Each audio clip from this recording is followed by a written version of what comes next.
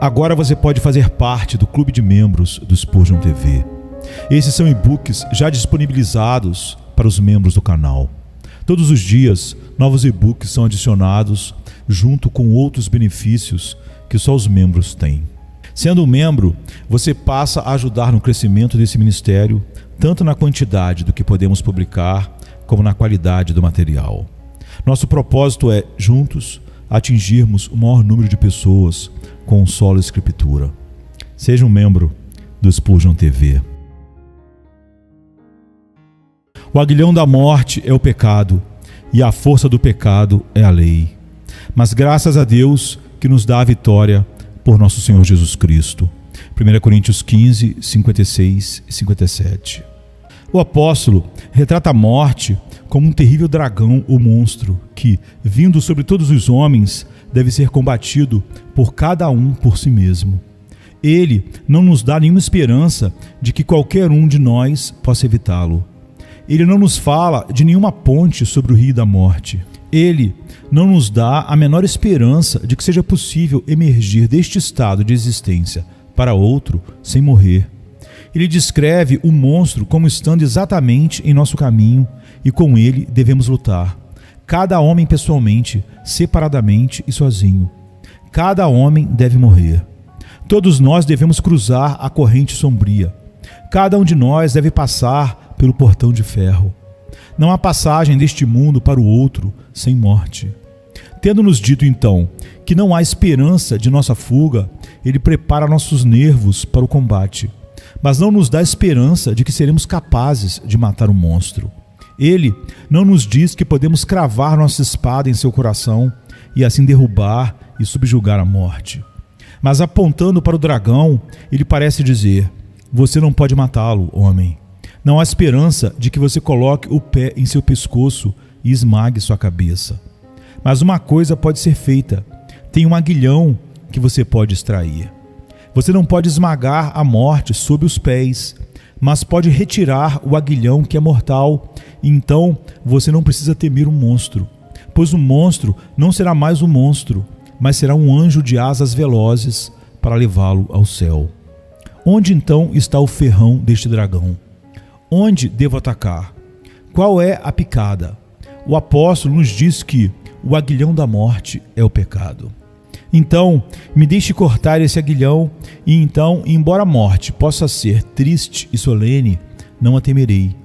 Mas segurando o aguilhão do monstro, eu exclamarei: ó morte, onde está o teu aguilhão? Ó túmulo, onde está a tua vitória? Vamos agora insistir no fato de que o aguilhão da morte é o pecado. Primeiro, o pecado é o aguilhão da morte pelo fato de que o pecado trouxe a morte para o mundo.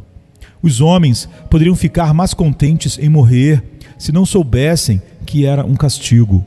Suponho que se nunca tivéssemos pecado, haveria algum meio para irmos deste mundo para outro, se fosse necessário. Não se pode supor que uma população tão grande teria existido, que todas as miríades que viveram desde Adão até agora poderiam ter habitado um globo tão pequeno como este. Não haveria espaço suficiente para eles. Mas poderia ter sido fornecido algum meio para nos levar quando chegasse a hora apropriada e nos levar em segurança para o céu ou para qualquer parte que Deus quisesse. Deus poderia ter fornecido cavalos e carros de fogo para cada um de seus Elias. Ou, como foi dito de Enoque, poderia ter sido declarado de cada um de nós: ele já não era, porque Deus o tomou para si.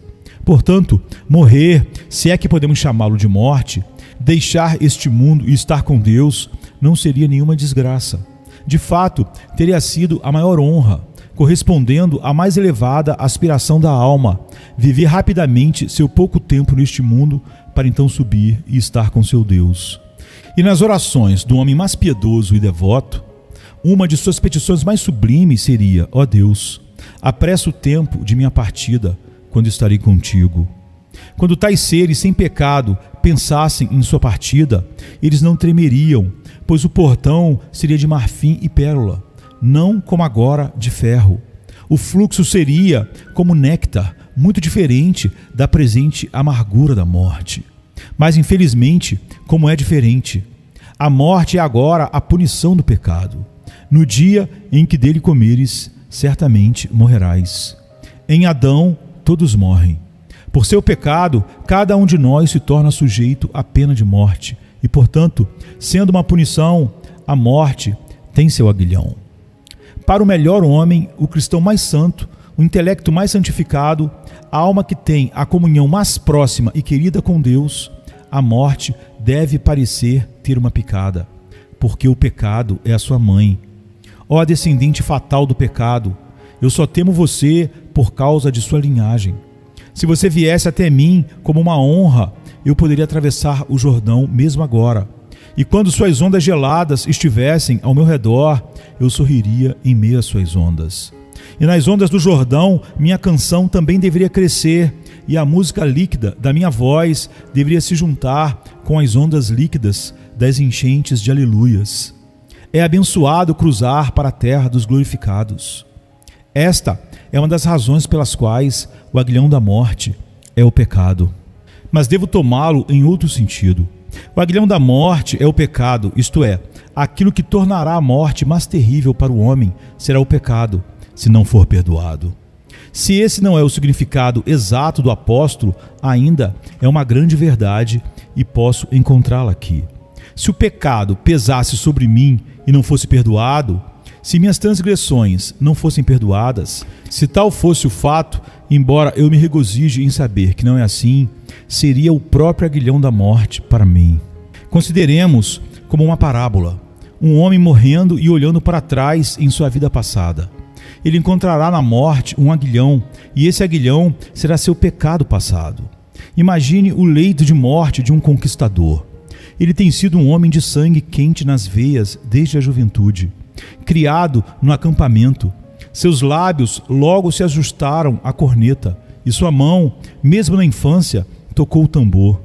Ele tinha um espírito marcial. Ele se deliciava com a fama e o aplauso dos homens. Ele amava o pó da batalha e a vestimenta envolta em sangue. Ele viveu uma vida que os homens chamam de glória. Ele invadiu cidades, conquistou países, devastou continentes, invadiu o mundo. Veja seus estandartes pendurados no corredor e as marcas de glória em seu escudo. Ele é um dos guerreiros mais orgulhosos da terra. Mas agora ele vem para morrer. E quando ele se deitar para expirar, o que investirá sua morte de horror? Será o seu pecado. Acho que vejo o monarca morrendo. Ele está no estágio final. Ao seu redor estão seus nobres e seus conselheiros. Mas há mais alguém ali. Vamos usar a imaginação fantasiosa aqui nesta parábola. Firme ao seu lado está um espírito do Hades. É a alma de uma mulher que partiu.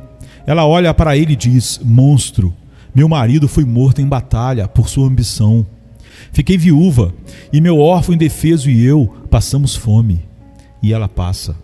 Seu marido vem e, abrindo suas feridas sangrentas, ele grita: uma vez eu chamei você de monarca, mas por sua vil cobiça você provocou uma guerra injusta. Veja aqui essas feridas, ganhei-as no cerco.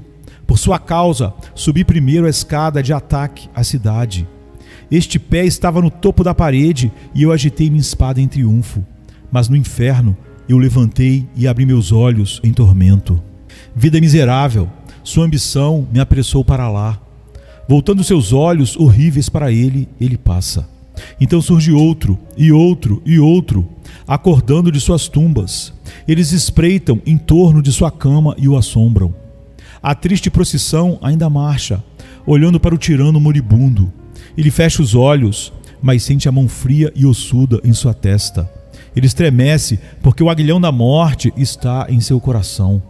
Ó morte, diz ele, deixar esta grande propriedade, este poderoso reino, esta pompa e poder, isso é pouco.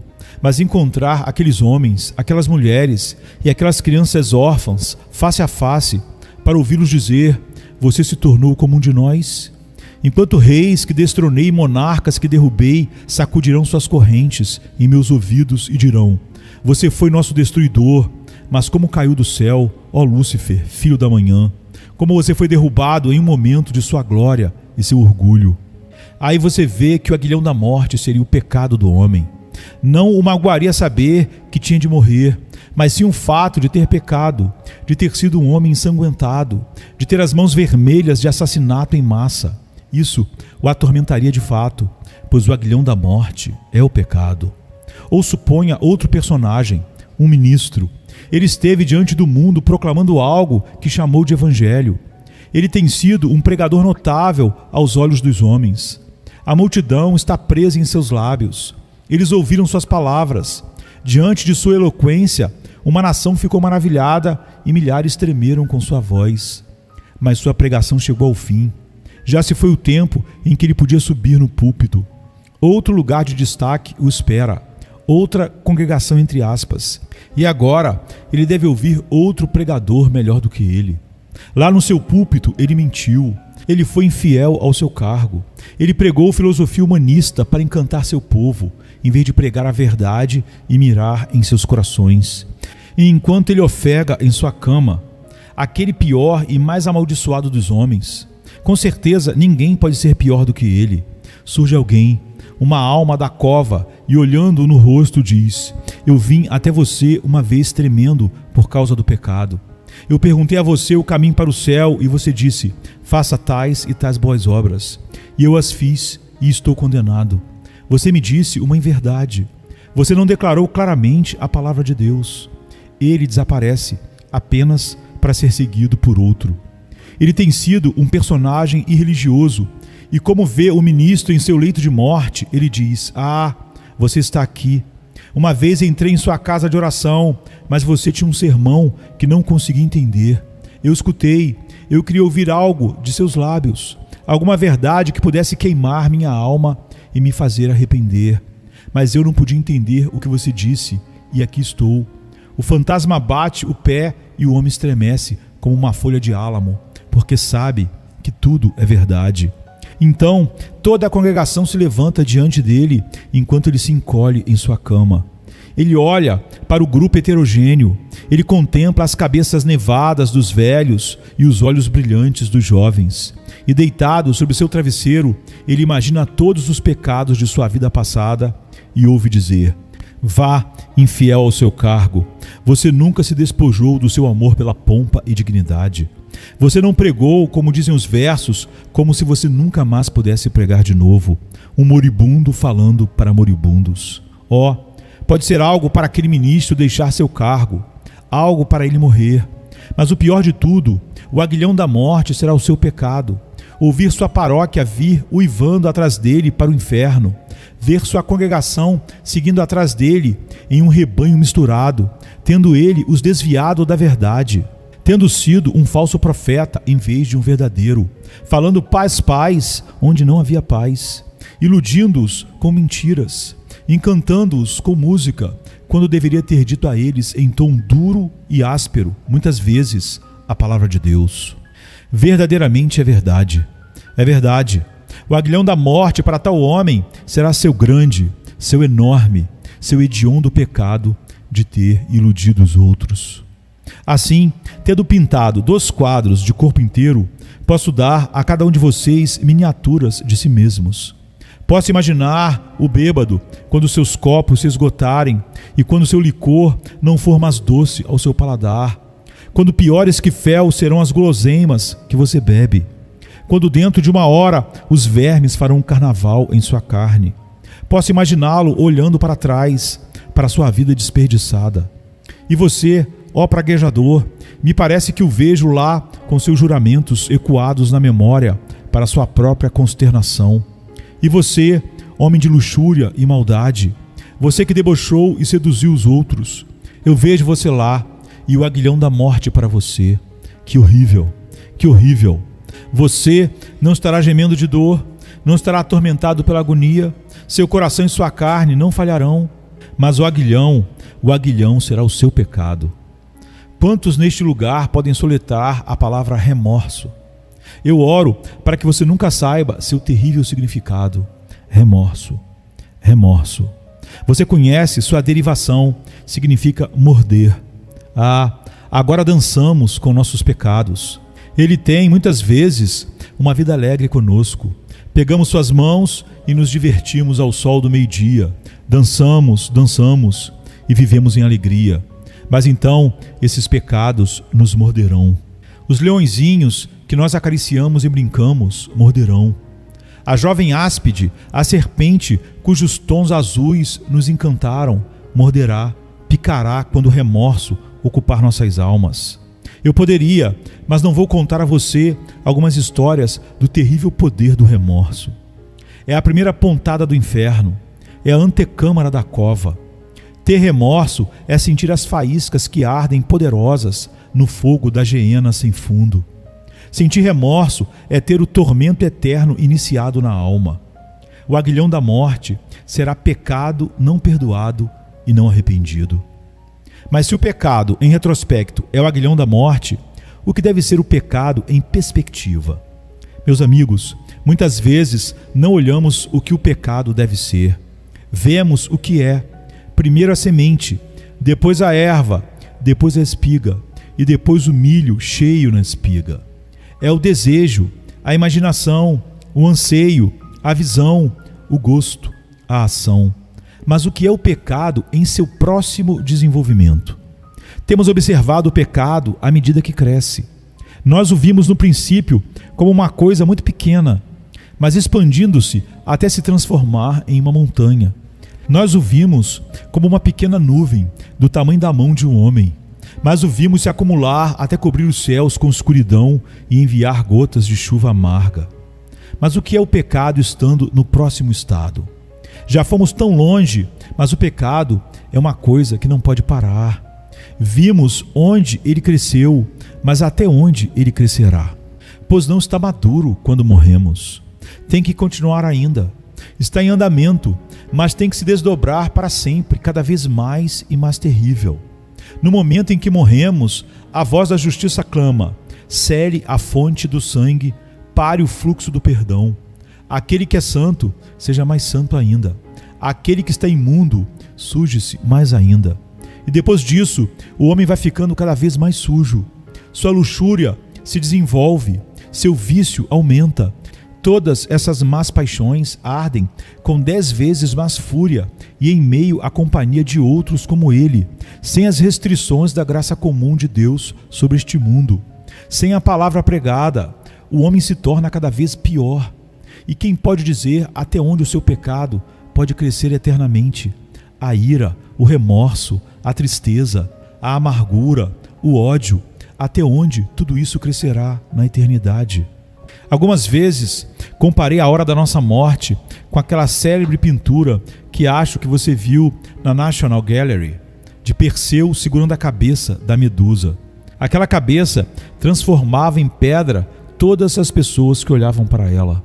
Há um guerreiro ali com um dardo na mão. Ele fica rígido, petrificado, com o dardo ainda na mão. Há outro com um punhal sobre o manto prestes a esfaquear. Ele agora é a estátua de um assassino imóvel e frio. Outro está rastejando furtivamente, como um homem em emboscada. E lá está ele, como uma rocha consolidada. Ele olhou apenas para aquela cabeça e está congelado em pedra. Bem, assim é a morte. O que eu sou quando a morte está diante de mim, devo ser para sempre. Quando meu espírito se for, se Deus me encontrar cantando o seu louvor, eu o cantarei no céu. Se ele me encontrar proferindo juramentos, amargo, sem esperança, infeliz, seguirei nessas coisas no inferno. E esses pecados, como todos os outros, sempre crescendo. Onde a morte me deixa, o julgamento me encontra. Como eu morrer, assim viverei eternamente. Como dizem os versos, não há atos de perdão passados na sepultura fria para a qual nos apressamos. É para sempre, para sempre, para sempre. Há um grupo de hereges na igreja nestes dias que falam de punição curta e pregam sobre Deus mantendo almas por um período de anos sob castigo e depois deixando-as morrer, aniquilando-as. Onde esses homens aprenderam sua doutrina, eu me pergunto. Eu li na palavra de Deus que o anjo colocará um pé na terra e o outro no mar, e jurará por aquele que vive e morreu que o tempo não existirá mais. Mas se uma alma pudesse morrer em 1000 anos, morreria com o tempo. Se 1 milhão de anos pudesse se passar e então a alma pudesse ser extinta, haveria o tempo. Pois fale-me de anos e há tempo. Mas, senhores, quando aquele anjo disser a palavra, não haverá mais tempo, as coisas serão eternas. O espírito deve prosseguir em sua revolução incessante de bem ou mal, para nunca ser interrompido, pois não há tempo para pará-lo. O fato de sua parada implicaria no tempo, mas tudo será eterno, pois o tempo deixará de existir. Cabe a você, então, considerar onde você está e o que você é. Fique e trema na estreita faixa de terra entre os dois mares ilimitados, pois somente Deus no céu pode dizer em quanto tempo você será lançado no futuro eterno. Que Deus conceda que, quando chegar a última hora, possamos estar preparados para ela. Como ladrão, sem ser ouvido, sem ser visto, ele se esgueira pela sombra escura da noite. Talvez, enquanto estou aqui falando rudemente sobre as coisas obscuras e ocultas, em um momento a mão seja estendida e calhe a boca que balbucia a tensão vacilante.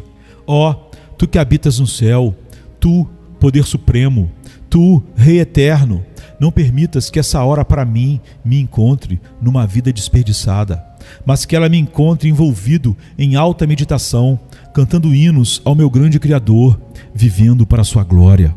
Assim, no último momento de minha vida, apressar-me-ei além do azul, para banhar as asas deste meu espírito em seu elemento nativo e então habitar contigo para sempre, como dizem os versos, longe de um mundo de dor e pecado, com Deus eternamente fechado. Venha se cansado estás, e eu descanso darei.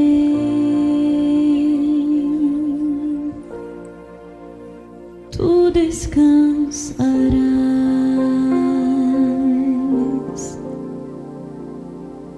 Venha-me se não tens paz, e eu darei paz sem fim. Terás paz sem fim. O meu jugo é leve, o meu fardo graça dá. Tome tua cruz, te darei a paz.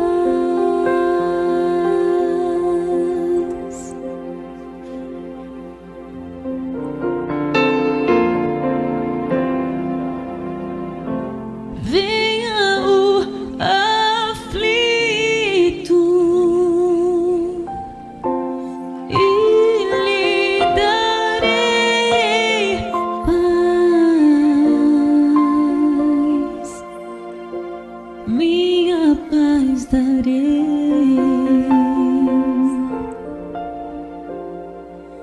Venha-me na dor sem fim, e eu darei paz, darei minha paz. Acalmar tuas águas e falar ao coração. Tome meu fardo, te darei a paz.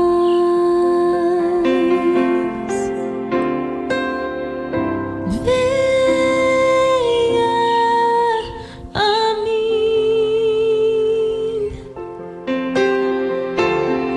venha a mim,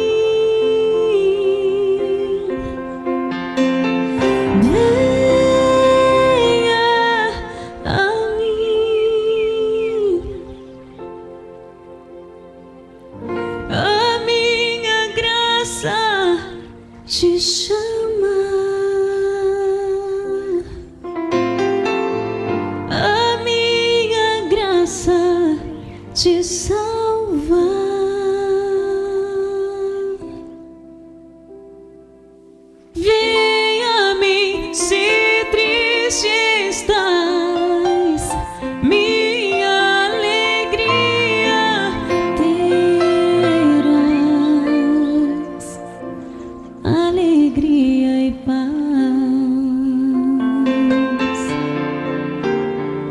vida.